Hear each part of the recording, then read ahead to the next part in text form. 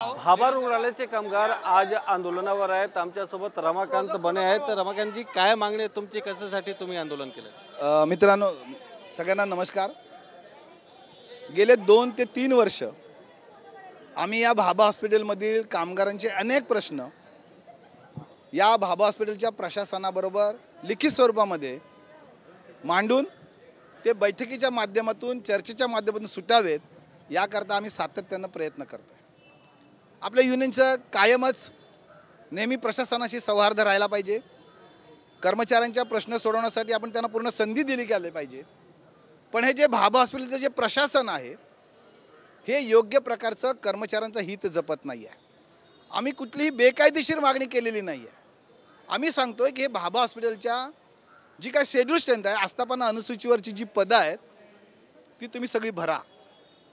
आपल्याला धक्का बसेल की आज एवढ्या भाभा हॉस्पिटलमध्ये 265 पदं ही वॉर्ड बॉय, आयाबाई, लेबर आणि स्वीपरची आहेत, हमालची आहेत। त्याच्यापैकी फक्त 155 लोक काम करत आहेत। याचा दुसरा अर्थ की 109च्या पेक्षा जास्त पोस्ट या त्यांनी वेकंट ठेवलेले आहेत। याचा दुसरा अर्थ की आमची एक आयाबाई, एक वॉर्ड बॉय, एक स्वीपर 2 ते 3 माणसाचं काम करून घेत आहे आमच्याकडे। दुसऱ्या बाजूला ज्या पद्धतीनं 1948 सलीम मर्चंट अवॉर्ड्स आहे त्यांचे नॉर्म्स ठरवलेले आहेत की किती पेशंट मागे एक वॉर्ड बॉय पाहिजे, एक आयाबाई पाहिजे, एक मेहतर पाहिजे, एक मेहतराणी पाहिजे, ते नॉर्म्स हे तिथे लागू करत नाहीत। नर्सिंग काउन्सिलचे नॉर्म्स आहेत की 6 पेशंट मागे एक नर्स असली पाहिजे। जर इमर्जन्सी डिपार्टमेंट असेल तर प्रत्येक इमर्जन्सीच्या एका कॉटमध्ये एक नर्स असली पाहिजे। प्रत्येक ऑपरेशनमध्ये प्रत्येक टेबल मागे एक नर्स असली पाहिजे। पण हे नॉर्म्स ते वापरत नाहीत आणि याचा परिणाम काय आहे याच्यावरचे अनेक अहवाल आहेत आपल्याकडे की हे जर नॉर्म्स योग्य प्रकारे वापरले नाहीत तर कर्मचाऱ्यांना त्रास होणार तो होणारच आहे, पण त्याचा दुष्परिणाम इथे ॲडमिट असणाऱ्या पेशंटवर होतो आणि पेशंटच्या मृत्यूचं प्रमाण वाढतं। हे अहवालामध्ये सादर केलेलं आहे, अहवालाने सिद्ध केलेलं आहे, पण जाणून बुजून याकडे दुर्लक्ष केलं जाते। त्यामुळे एका बाजूला महापालिका कर्मचाऱ्यांना त्रास देणं आणि दुसऱ्या बाजूला ज्यांची आपण सेवा करण्यासाठी महापालिकेत आलेलो आहे त्यांना, या मुंबईच्या जनतेला जो आमचा मायबाप आहे त्याला देखील योग्य प्रकारची सेवा दिली जात नाही आहे।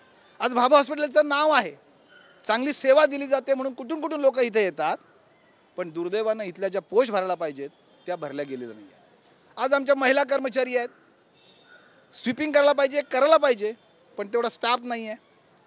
साधी आहे की आमचं कालबद्ध पदोन्नती आहे जी मला 10 वर्ष झाली, 20 वर्ष झाली, 30 वर्ष झाली की 3 कालबद्ध पदोन्नती मला मिळाल्या पाहिजेत, त्या दिल्या जात नाही आहे। आमच्या सर्व्हिस रेकॉर्डची दुय्यम प्रत दिली पाहिजे। महापालिका आयुक्तांचं परिपत्रक आहे, पण याच्याबद्दल 2013चं परिपत्रक आहे, आज 12 वर्ष होऊन गेली, अजून त्याची प्रत दिली जात नाही आहे। आमचे गोपनीय अहवाल दरवर्षी भरले गेले पाहिजेत आणि त्याची प्रतवारी कळवली पाहिजे, ज्याच्यावर माझं पदोन्नती, ज्याच्यावर माझं पुढे देणारी जी वाढ असते सर्व्हिसची, हे सगळं अवलंबून आहे। दुर्दैवानं तेच केलं जात नाही।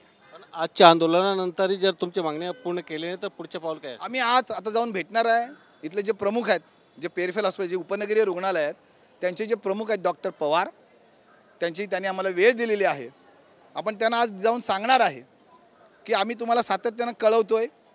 या मुजोर प्रशासनाशी सुद्धा आम्ही प्रचंड पाठपुरावा केलेला आहे। जर 31 ऑगस्टच्या आतमध्ये याच्यावर जर समाधानकारक तोडगा निघाला नाही तर 2 ऑक्टोबर हा आमचा दिवस आहे। 2 ऑक्टोबर हा आमचा दिवस आहे। 30 सप्टेंबरपर्यंत जर काय निर्णय नाही झाला तर 2 ऑक्टोबर गांधी जयंती आहे आणि त्या दिवशी अतिशय शांततामय मार्गाने आम्ही इथे या भाभा हॉस्पिटलच्या प्रांगणामध्ये आंदोलन करणार आणि त्यामुळे जी काय परिस्थिती निर्माण होईल त्याला संपूर्ण भाभा प्रशासन जबाबदार असेल, एवढं मला त्यांना सांगायचं। जे आतमध्ये रुग्ण आहेत त्यांना काही त्रास होऊ नये त्याच्यासाठी काय करणार? म्हणून तर आम्ही एवढं सगळं केलं ना। आम्ही गेले अनेक दिवस बघितलं असेल, आम्ही कुठलीही आंदोलनाची भूमिका घेतली नाही, आम्ही कुठल्याही प्रकारचा त्रास केला नाही। तो मुंबईच्या जनतेला त्रास व्हायचा नसेल तर त्यांनी नियोजित कार्यक्रम वेळेमध्ये 30 सप्टेंबरच्या आतमध्ये निर्णय घ्यावा। आम्ही त्यांच्याबरोबर कधीही चर्चेला तयार आहे, पण त्यांनी जर आडमोठेपणाची भूमिका घेतली आणि त्यामुळे जर मुंबईच्या जनतेला त्रास झाला तर त्याची संपूर्ण जबाबदारी महापालिका प्रशासनाची असेल। धन्यवाद। व्हिडिओ जर्नलिस्ट संतोष कदमसह गोविंद ठाकूर, TV9 मराठी, मुंबई।